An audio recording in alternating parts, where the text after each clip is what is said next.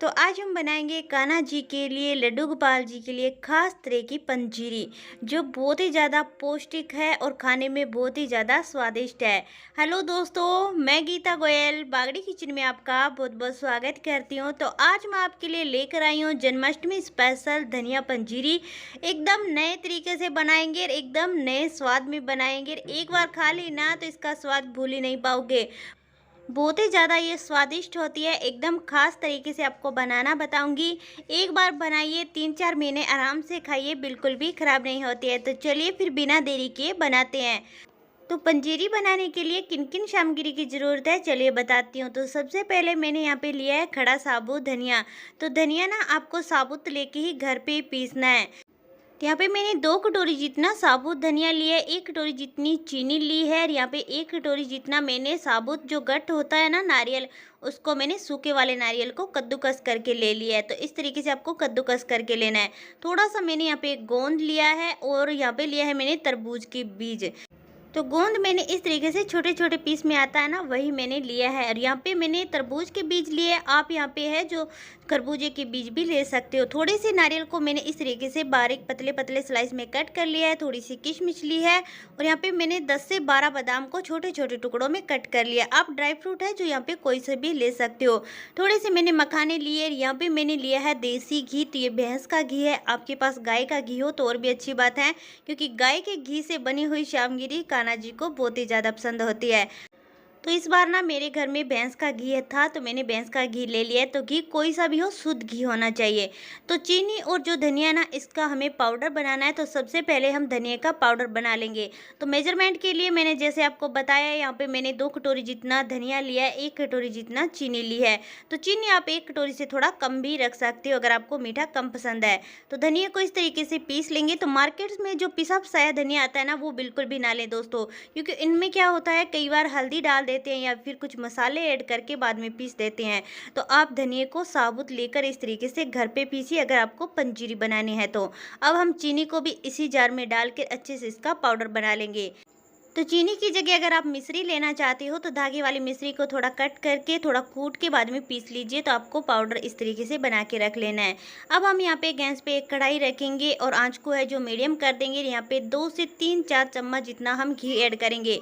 तो घी अगर आप गोंद डालोगे ना तो आपको घी थोड़ा ज़्यादा लगेगा। तो मैं यहाँ पे गोंद डाल रही हूँ। गोंद से ना बहुत ही अच्छा क्रंचीनेस आता है पंजीरी में, तो आप ना ज़रूर से ऐड करें, बहुत ही अच्छा टेस्ट आएगा। तो गोंद डालोगे तो ही आपको इतना घी लगेगा, नहीं तो आप 2 चम्मच घी में ही पंजीरी बना के तैयार कर लोगे। तो मीडियम आंच पे इस तरीके से तेल आपको मीडियम गर्म करना है और इस तरीके से गोंद को डाल देना है। तो थोड़ा थोड़ा गोंद डाल कर इस तरीके से इसे फ्राई कर लीजिए। तो इस तरीके से चला लीजिए। तो एक साथ में डाल देंगे तो क्या होगा, ये अच्छे से भून नहीं पाएगा, फूल नहीं पाएगा। तो आप ठंडे घी में बिल्कुल भी ना डालें गोंद को। जब तेल घी आपका अच्छे से गर्म हो जाए ना, तभी आप इसमें है जो गोंद डालें। इस तरीके से फ्राई करके निकाल लीजिए। बस कुछ ही सेकंड लगेंगे और ये इस तरीके से भून जाएगा। तो फिर से बाकी बचा हुआ गोंद है वो भी इसी तरीके से मैं डाल लूँगी। तो जब आप गोंद डाल देना तो फिर क्या करें, आंच को बिल्कुल ही कम कर दीजिए और कम करके इस तरीके से थोड़ा सा चलाइए। कुछ ही सेकंड में हमारा गोंद है जो फूल जाएगा। और इस तरीके से अगर आपने ठंडे घी में गोंद डाल दिया ना तो आपका गोंद है जो अच्छे से फूलेगा नहीं, इस बात का ध्यान रखें। तो बस इसी तरीके से मैंने सारा गोंद है जो ये देख सकते हो भून लिया। और अब हम इसे निकाल लेंगे। अब जो बाकी घी बचा ना, इसमें से हम घी है जो निकाल लेंगे, क्योंकि इतना घी हमें नहीं चाहिए। तो गोंद डालते वक्त घी थोड़ा सा ज़्यादा ही रखिए, नहीं तो गोंद अच्छे से फूल नहीं पाएगा। तो यहाँ पे मैंने थोड़ा सा ही 2 चम्मच छोटी चम्मच से घी रखा है इसमें। अब हम कुछ ड्राई फ्रूट इसमें है जो भून लेंगे। तो यहाँ पे मैं बादाम डाल रही हूँ और साथ में जो हमने पतले पतले स्लाइस में कट करके जो नारियल रखा था ना, वो इसी स्टेज पे डाल के भून लेंगे। तो अगर आप काजू डालना चाहते हो तो काजू बादाम ड्राई फ्रूट आप कुछ भी ऐड कर सकते हो इसमें, जो भी आपके घर में है ना वो इसमें ऐड कर सकते हो। तो बस इसे है जो धीमी आंच पे थोड़ी देर के लिए चला लेंगे।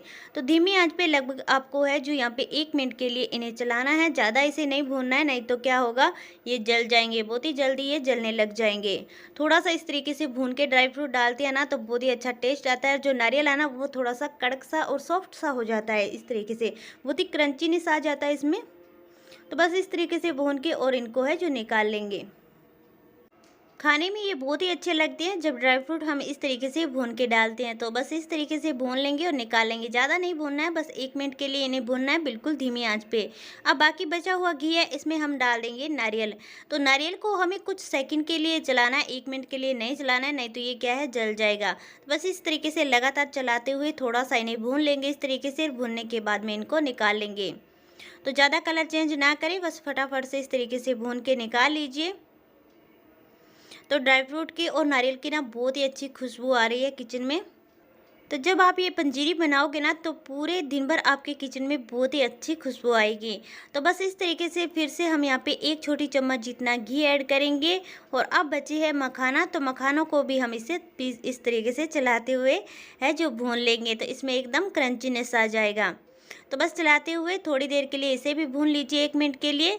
और जब ये अच्छे से भून जाए तो इस तरीके से तोड़ के देखिए, देखिए बहुत ही अच्छे से ये टूट रहा है। तो अब हम इन्हें निकाल लेंगे।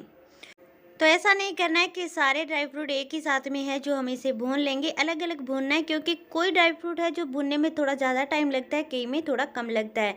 तो इसी तरीके से आपको भूनना है। यहाँ पे फिर 2-3 चम्मच जितना घी हम और ऐड करेंगे। और अब जो हमने धनिया पीस के रखा ना वो डाल देंगे। आँच को है जो बिल्कुल धीमी रखेंगे और धीमी आँच पे इस तरीके से लगातार चलाते हुए है जो धनिया को भून लेंगे। तो धनिया को भूनने में ज़्यादा टाइम नहीं लगेगा, आपको 2 से ढाई मिनट या फिर 3 मिनट लगेंगे धनिया को भूनने में। और 2-3 मिनट में ही धनिया है जो अच्छे से भून जाएगा। तो बस इस तरीके से लगातार चलाते रहना आपको। तो यहाँ पे देखा आपने, धनिया भूनने में तो आपको घी ज़्यादा नहीं लगेगा, बस गोंद भूनने में ही आपको घी ज़्यादा लगता है। तो इस तरीके से चलाते हुए देख सकती हूँ मुझे लगभग 3 मिनट हो गया। 3 मिनट में हमारा धनिया है जो अच्छे से भुन गया है। और पूरे किचन में इतनी अच्छी खुशबू आ रही है कि बहुत ही मस्त वाली खुशबू आ रही है। तो धनिया जब अच्छे से भुन जाएगा तो बहुत ही अच्छी इसमें खुशबू आएगी। अब हम इसमें यहाँ पे डाल लेंगे मगज, जो हमने तरबूज के बीज लिए हैं वो। तो धनिया गर्म है तो ये अच्छे से भुन जाएगा। और साथ में हम यहाँ पे किशमिश ऐड कर देंगे। और बस इसे भी थोड़ी देर के लिए चला लेंगे 1 मिनट के लिए। और गैस को अब हम क्या करेंगे, बंद कर देंगे। इसे इसी तरीके से गर्म धनिया में डालकर अच्छे से इसे चलाते रहेंगे। तो बस इस तरीके से चलाएंगे तो धनिया भी थोड़ा हल्का ठंडा हो जाएगा और जो हमने मगज और किशमिश डाली है ये भी अच्छे से भून जाएगी। तो आपको अलग से मगज को भूनने की ज़रूरत नहीं है, बस गरम धनिया में डाल दीजिए तो अच्छे से भून जाएगा, इसका कच्चापन निकल जाएगा। अब हम क्या करेंगे, थोड़ी देर इसे चलाएंगे, एकदम अच्छे से ठंडा होने देंगे। तो जब ये पूरी तरह से ठंडा हो जाएगा ना तभी हम आगे का काम करेंगे। तो यहाँ पे देख सकते हो धनिया एकदम अच्छे से ठंडा हो गया, यहाँ पे मैं छू पा रही हूँ। तो एकदम आपको अच्छे से ठंडा कर लेना है। और अब जो हमने ड्राई फ्रूट और ये गोंद वगैरह भून के रखा है ना वो सारा इसमें ऐड कर देंगे। तो जब धनिया अच्छे से ठंडा हो जाए ना तभी आपको इसमें ड्राई फ्रूट ऐड करना है। और अभी हम इसमें है जो चीनी ऐड करेंगे। तो पहले अच्छे से इसे मिक्स कर लेंगे। तो आप यहाँ पे ड्राई फ्रूट है जो जितना डालना चाहते हो उतना डाल सकते हो, जितना ड्राई फ्रूट रहेगा उतना ही आपकी पंजीरी है ज़्यादा टेस्टी बनेगी। और अच्छे से इसे मिक्स कर देंगे। तो मैंने मखानों को साबुत ही डाला है, आप चाहते हो थोड़ा सा क्रश करके भी डाल सकते हो। अच्छे से मिक्स करने के बाद में अब जो हमने चीनी ली है ना वो चीनी डाल देंगे। तो मैं पूरी 1 कटोरी चीनी नहीं डालूंगी, थोड़ी सी चीनी बचा लूँगी, 2 चम्मच जितनी, क्योंकि मुझे ये ना ज़्यादा मीठी पंजीरी अच्छी नहीं लगती है। तो यहाँ पर मैं थोड़ी सी चीनी निकाल लूँगी। आप 1 कटोरी जितना चीनी आराम से डाल सकते हो। अगर मीठा कम खाते हो तो थोड़ी चीनी कम कर दीजिए। अच्छे से इसे मिक्स करेंगे। तो चीनी आपको जब धनिया अच्छे से ठंडा हो जाए ना तभी डालना है। अगर आपने गर्म धनिये में चीनी डाल दी ना तो फिर चीनी अपना पानी छोड़ देगी। और अब हम इसमें लास्ट में ऐड करेंगे खास चीज़, ये है मेरे पास तुलसी के पत्ते। तुलसी के पत्तों को अच्छे से धो लीजिए। इस तरीके से नाखून से नहीं कट करना है, हाथ से इस तरीके से तोड़ के डाल दीजिए।